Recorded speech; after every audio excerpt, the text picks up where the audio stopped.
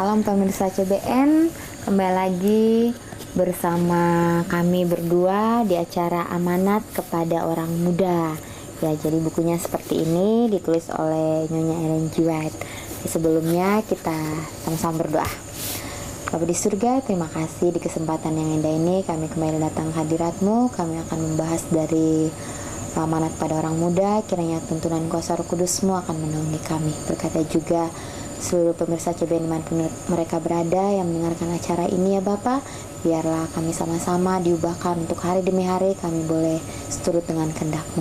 Terima kasih ya Bapa, di dalam nama Tuhan Yesus kami telah berdoa dan mengucap syukur. Amin. Ya, jadi pasal keberapa yang kita bahas? Pasal ke-5 ya? Pasal ke-5 dari buku Amanat Kepada Orang Muda. Judul besarnya adalah Kita Mempunyai Waktu Yang Baik. Keterangannya, kita bisa mendapat pelajaran sekarang ini dari pengalaman-pengalaman bangsa keturunan yang lebih dahulu dari kita, yang sudah bekerja bagi Tuhan.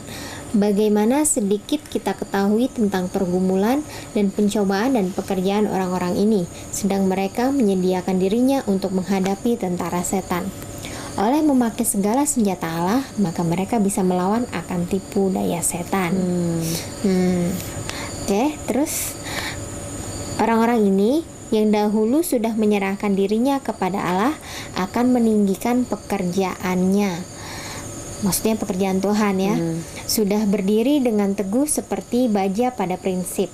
Mereka itu adalah orang-orang yang tiada mau takut ataupun gentar, yaitu orang yang seperti Daniel, penuh dengan kehormatan dan kerajinan terhadap Tuhan Allah, penuh dengan maksud-maksud dan cita-cita yang mulia. Mereka itu sama lemah dan perlu pertolongan seperti tiap-tiap orang yang sekarang ini ada bekerja dalam pekerjaan Tuhan, tetapi mereka selalu harap saja kepada Allah. Mereka mempunyai kekayaan, tetapi kekayaan ini terdiri dari pendidikan pikiran jiwa. Masing-masing orang bisa dapat ini kalau dia mau menjadikan Allah yang pertama dan yang terkemudian dan yang terbaik dalam segala perkara.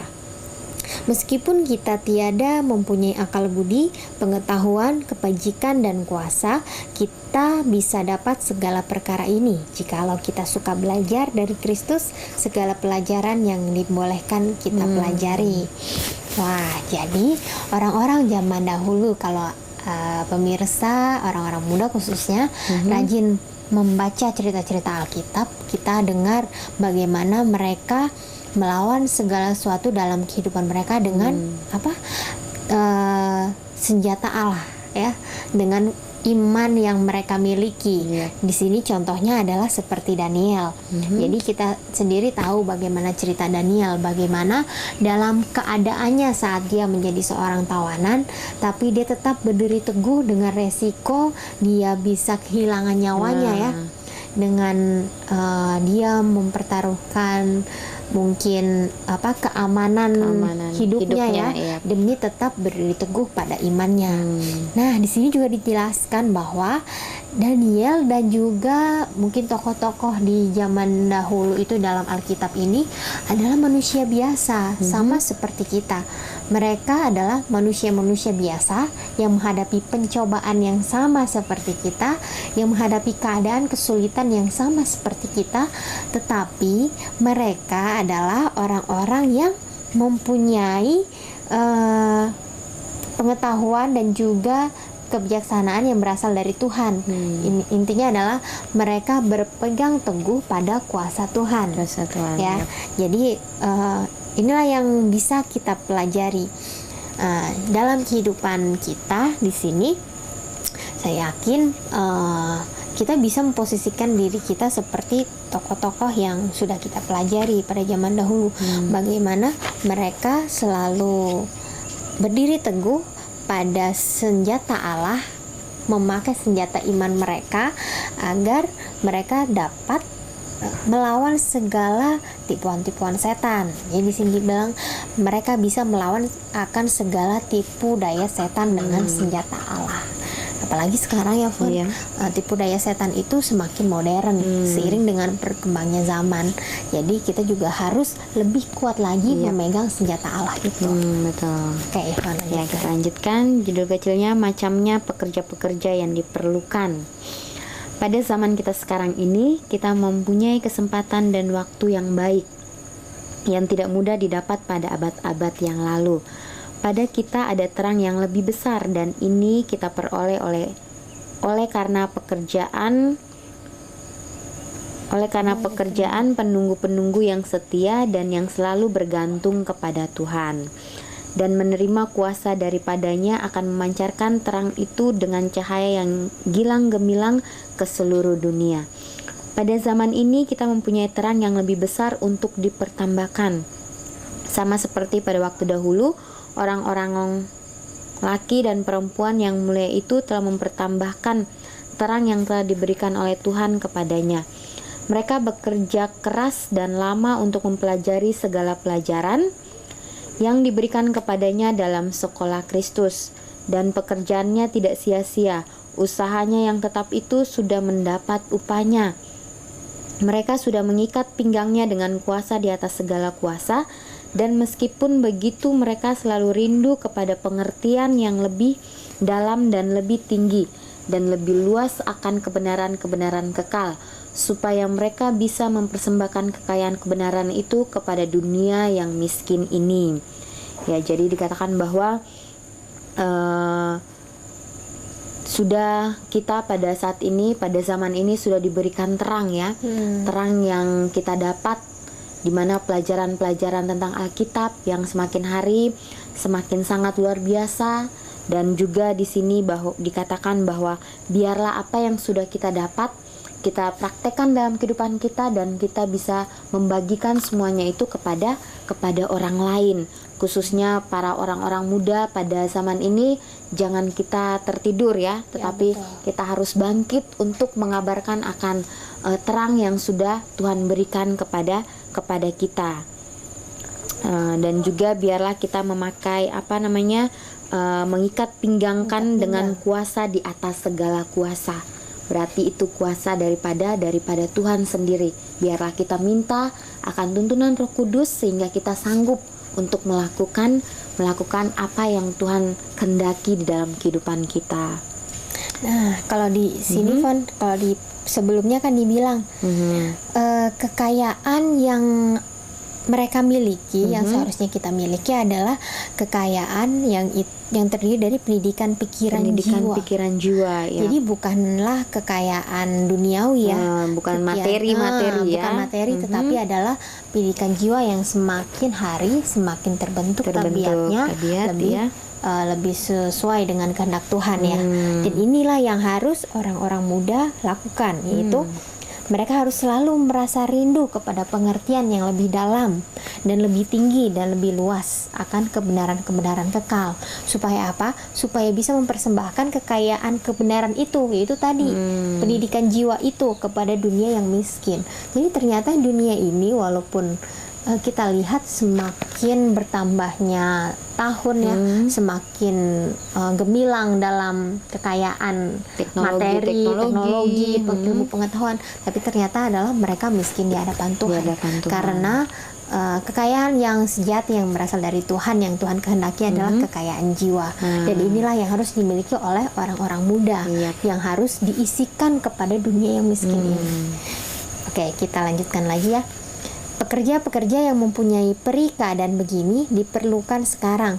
Orang-orang yang bertabiat laki-laki dalam pemandangan Tuhan didaftarkan seperti itu dalam buku-buku di surga. Yaitulah orang-orang yang seperti Daniel, telah mendidik tiap-tiap kesanggupan begitu rupa sehingga mereka bisa menunjukkan kerajaan Allah sebaik-baiknya dalam dunia yang berlumur dengan kejahatan. Kemajuan dalam pengetahuan yaitu satu perkara yang perlu, karena kalau dipakai guna pekerjaan Tuhan, maka pengetahuan itulah satu kuasa kebaikan. Wah, jadi ternyata orang-orang yang seperti Daniel itu dialah yang dibutuhkan ya, di dalam dunia yang berlumur dengan kejahatan. Waduh, jadi harus siap-siap untuk sanggup, yaitu dengan mendidik diri sendiri, dengan melatih supaya jiwa kita semakin hari semakin bisa mengenal Tuhan dengan lebih baik lagi, supaya kita bisa menunjukkan kepada dunia bahwa kerajaan Allah itu adalah kerajaan yang kerajaan Allah itu yang harus dicari dalam dunia yang berlumur dalam kejahatan ini. Oke, lanjut, Van. Kemajuan dalam pengetahuan yaitu satu perkara yang perlu, karena kalau dipakai guna pekerjaan Tuhan, maka pengetahuan itulah satu kuasa kebaikan. Dunia memerlukan orang-orang yang punya pikiran yang berpemandangan luas, yang mempunyai pendirian yang teguh, orang-orang yang pengertiannya dan penglihatannya makin bertambah-tambah. Rumah-rumah percetakan memerlukan orang-orang yang bisa menjalankan dia sebaik-baiknya, supaya kebenaran ini bisa dibawa dengan kecepatan yang luar biasa kepada segala bangsa, jenis bahasa dan kaum. Jadi di sini pekerjaan Tuhan semakin hari semakin semakin luar biasa ya, semakin luar biasa. Jadi dibutuhkan orang-orang yang mempunyai pikiran dan pemandangan luas. Dan intinya adalah mempunyai pendirian yang teguh. Wow. Yang penglihatannya makin bertambah-tambah, pengertian dan penglihatannya bertambah-tambah. Ya, maksudnya adalah penglihatan dan pengertian akan kerajaan Allah Tuhan, akan firman Tuhan. Dan inilah karena ingat bahwa Yesus akan segera datang dan kita harus mempercepat pekerjaannya. Di sini dibilang dibawa dengan kecepatan yang luar biasa kepada segala bangsa, jenis bahasa dan kaum. Karena sudah banyak dalam era yang modern ini ya,